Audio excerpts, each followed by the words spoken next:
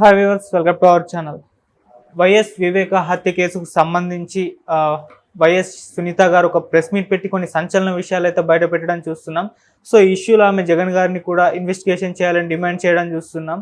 అలాగే ఈ దర్యాప్తు బీజేపీకి సంబంధం ఉందని కూడా అంటున్నారు. మరి ఆమె ఎంటైర్ ప్రెస్ మీట్ చూసుకుంటే అసలు ఏం చెప్పారు, దీనిపైన ఈ అంశం మీద డిస్కస్ చేయడానికి ప్రజెంట్ మనతో పాటు జై భారత్ నేషనల్ పార్టీ అధికార ప్రతినిధి వినుకొండ కోఆర్డినేటర్ చిరంజీవి నాయక్ గారు ఉన్నారు. వారితో ఒకసారి డిస్కస్ చేద్దాం.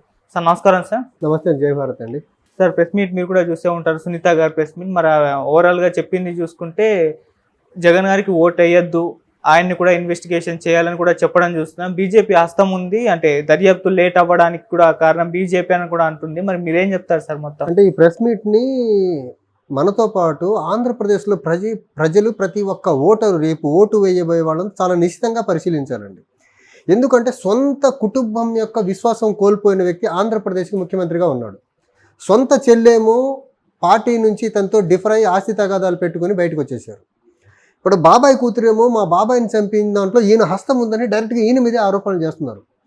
సో ఈ రకంగా సొంత కుటుంబం యొక్క నమ్మకం కోల్పోయిన వ్యక్తి అసలు మళ్ళీ పవర్లో వచ్చేదానికి ఆస్కారమే లేదు. ప్రజలు కూడా చాలా సీరియస్గా ఆలోచించి డెసిషన్ తీసుకోవాలి ఈ విషయంలో, ఇతనికి ఓటేసే విషయంలో. ఎందుకంటే సొంత బాబాయ్ కూతురే ఓటేయద్దని చెప్తున్నారు కదా. ఆంధ్రప్రదేశ్కి ఒక విచిత్రమైన వ్యక్తి ముఖ్యమంత్రిగా ఉన్నారు. కనీస మానవతావాదం లేని వ్యక్తి ఇతను. ఒక పక్కేమో సొంత చిన్నాన్నని చంపిన వాళ్ళని ఎవరు చంపారో తేల్చారు, అరెస్ట్ చేయరు. ఎవరి మీద అయితే ఆరోపణలు వస్తున్నాయో వాళ్ళని అరెస్ట్ కాకుండా కాపాడుతాడు ఈయన. ఇంకో పక్క ఆంధ్రప్రదేశ్కి హక్కుగా రావాల్సిన స్పెషల్ కేటగిరీ స్టేటస్ కానివ్వండి, విభజన చట్టంలో పొందుపరిచిన అంశాల కోసం పోరాడే మా పార్టీ అధ్యక్షులు శ్రీ జేలీ లక్ష్మీనారాయణ గారు లాంటి వాళ్ళేమో అరెస్ట్ చేస్తారు. ఎంత కాంట్రాడిక్టరీ నేచర్ ఉన్న వ్యక్తి ముఖ్యమంత్రిగా ఉన్నారో చూడాలి ఇక్కడ మనం. ఒక పక్క రాష్ట్రానికి రావాల్సిన అంశాల గురించి ఫైట్ చేసే వాళ్ళేమో అరెస్ట్ చేయిస్తారు. సొంత చిన్నానని అత్యంత కిరాతకంగా చంపిన వాళ్ళేమో అరెస్ట్ కాకుండా ప్రొటెక్ట్ చేస్తాడు ఈ మనిషి. ఒక అపరిచితుడు ఆంధ్రప్రదేశ్ ముఖ్యమంత్రిగా ఉన్నాడు. చాలా దౌర్భాగ్యమైన పరిస్థితి ఇది. సొంత చిన్నానని చంపిన వాళ్ళని ఎవరు చంపారో తేల్చలేని వ్యక్తి రాష్ట్రానికి ఎలా న్యాయం చేస్తాడండి? ఆ సునీత గారి ఆవేదన మనం అర్థం చేసుకోవచ్చు క్లియర్గానే. సొంత చిన్నాన కదా, గొడ్డలతో ముక్కలుగా నరికేశారు కదా. అలాంటి దుశ్చర్యకు పాల్పడిన వాడిని అరెస్ట్ చేసి పట్టుకోవాలని సిబిఐ ట్రై చేస్తేనేమో సిబిఐ ఢిల్లీకి వెళ్ళి బీజేపీ పెద్దల కాళ్ళల్లో పడి అతను అరెస్ట్ కాకుండా, వైఎస్ అవినాష్ రెడ్డి అరెస్ట్ కాకుండా ఏమో ఈయన అడ్డుపడతా ఉంటాడు. అట్ ది సేమ్ టైం ఆంధ్రప్రదేశ్కి రావాల్సిన స్పెషల్ కేటగిరీ స్టేటస్ ఇవ్వండి బీజేపీ పెద్దల కాళ్ళల్లో పడేడిన కేవలం మా బ్రదర్ కజిన్ని అరెస్ట్ చేయొద్దు, ఎంపీ అవినాష్ రెడ్డిని అరెస్ట్ చేయొద్దని మాత్రం కాళ్ళల్లో పడతా ఉంటాడు ఈయన. ఒక పెక్యూలియర్ ఫీచర్స్ ఉన్న వ్యక్తి ఆంధ్రప్రదేశ్ ముఖ్యమంత్రిగా ఉన్నాడండి. చాలా దౌర్భాగ్యం ఆంధ్రప్రదేశ్కి ఇలాంటి వ్యక్తి ముఖ్యమంత్రిగా ఉంటాం అనేది. అలాగే మరి జగన్ గారిని కూడా ఇప్పుడు ఇన్వెస్టిగేషన్ చేయాలి అని చెప్పేసి ఆమె డిమాండ్ చేసేయడం చూస్తున్నాం. మరి చేసే ఛాన్స్ ఏమన్నా ఉంది? ఖచ్చితంగా జగన్ గారి మీద ఆవిడ బాధని మనం అర్థం చేసుకోవాలండి. సొంత నాన్నని కోల్పోయిన ఆవిడ కదా, ఆవిడకి ఆవేదన ఉంటుంది కదా. నిజంగా జగన్ గారి హస్తం ఉండబట్టే ఈయన అవినాష్ రెడ్డిని ఇంతలా ప్రొటెక్ట్ చేస్తున్నారేమో. ఆంధ్రప్రదేశ్ ముఖ్యమంత్రి పదవిని ఒక్క అవినాష్ రెడ్డిని మా వివేకానంద రెడ్డి గారి మర్డర్ నుంచి ప్రొటెక్ట్ చేసేదానికే ఈయన ఎంటైర్ ముఖ్యమంత్రి పదవిని వాడుకున్నాడు ఆయన.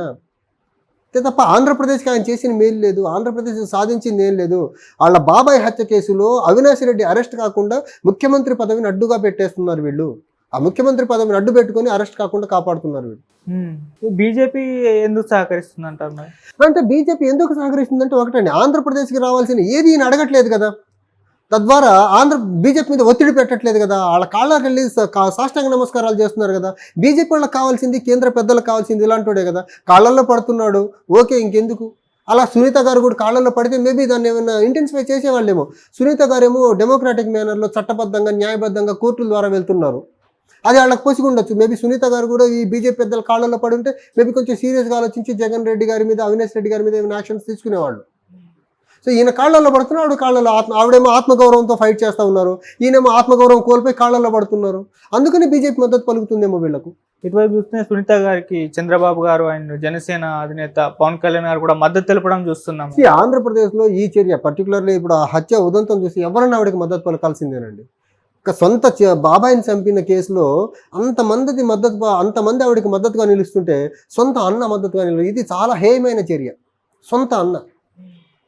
సొంత బాబాయిని ఎవరు చంపారో తేల్చలేని వ్యక్తి ముఖ్యమంత్రిగా ఉన్నాడండి. ఇంతకంటే దౌర్భాగ్యం ఇంకోటి ఉండదు. మీరు నేను కానీ మన బాబాయిని ఎవరైనా హత్య చేస్తే మనం అసలు కామ్గా ఉంటామా?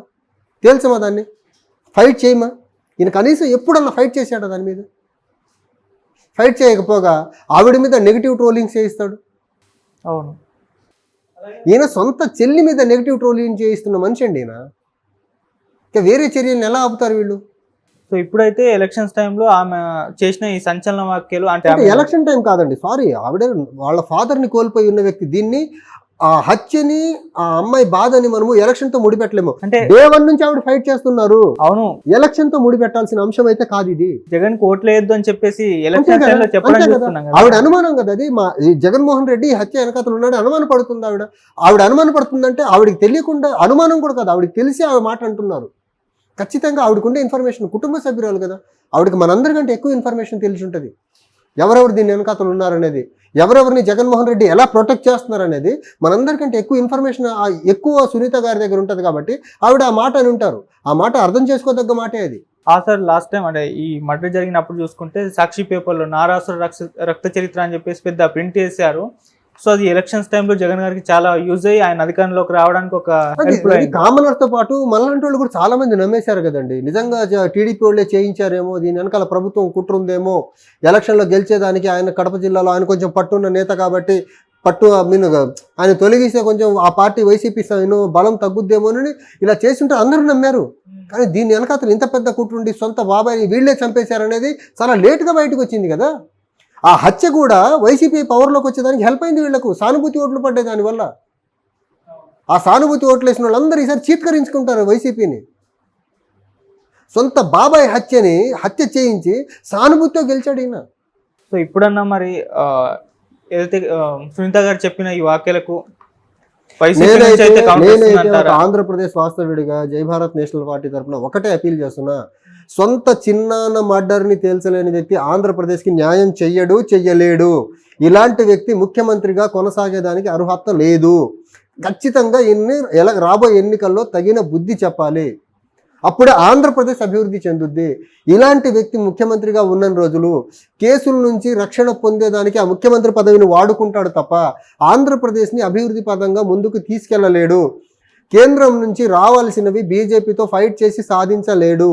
ఖచ్చితంగా ఈయన ముఖ్యమంత్రిగా అర్జెంటుగా దింపాలి ఆంధ్రప్రదేశ్ ప్రజలు. సార్ లాస్ట్ టైం అంటే ఈ మర్డర్ జరిగినప్పుడు చూసుకుంటే సాక్షి పేపర్లో నారాసుర రక్త చరిత్ర అని చెప్పేసి పెద్ద ప్రింట్ చేశారు. సో అది ఎలక్షన్స్ టైంలో జగన్ గారికి చాలా యూజ్ అయ్యి ఆయన అధికారంలోకి రావడానికి ఒక కామనర్స్ తో పాటు మనలాంటి వాళ్ళు కూడా చాలా మంది నమ్మేశారు కదండి. నిజంగా టీడీపీ వాళ్ళే చేయించారేమో, దీని వెనకాల ప్రభుత్వం కుట్ర ఉందేమో, ఎలక్షన్లో గెలిచేదానికి ఆయన కడప జిల్లాలో ఆయన కొంచెం పట్టున్న నేత కాబట్టి ఆయన తొలగిస్తే కొంచెం ఆ పార్టీ వైసీపీ బలం తగ్గుద్దేమోనని ఇలా చేస్తుంటే అందరూ నమ్మారు.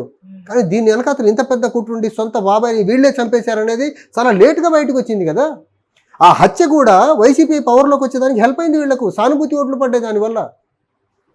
ఆ సానుభూతి ఓట్లు వేసిన వాళ్ళందరూ ఈసారి చీత్కరించుకుంటారు వైసీపీని. సొంత బాబాయ్ హత్య చేయించి సానుభూతితో గెలిచాడు ఈయన. Okay sir, thank you so much sir. Thank you అండి.